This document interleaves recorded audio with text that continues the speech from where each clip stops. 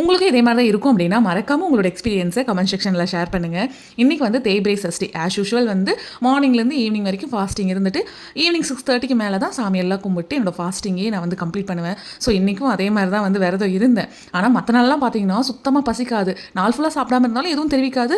சாப்பாட்டை கண்டாலே ஒரு மாதிரியாக இருக்கும். என்னன்னு தெரியல, இன்றைக்கி மார்னிங் 9 o'clock தாண்டிச்சோ இல்லையோ நல்லா பசி எடுத்துருச்சு. சுத்தமாக கண்ட்ரோல்டே பண்ண முடியல.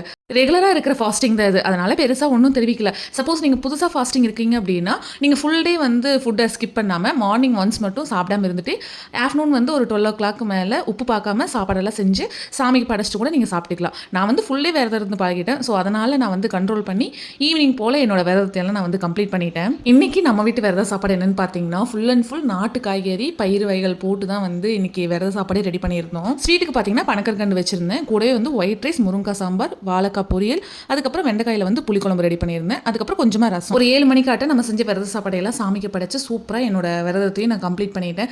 அதுக்கப்புறம் 1 மணி நேரம் நல்லா படுத்து தூங்கி எழுந்திரிச்சிட்டு ஒரு டம்ளர் காஃபி நல்லா ஸ்ட்ராங்காக வச்சு குடிச்சதுக்கப்புறம் தான் ஃபுல் ஃபீல்டாகவே இருந்தது.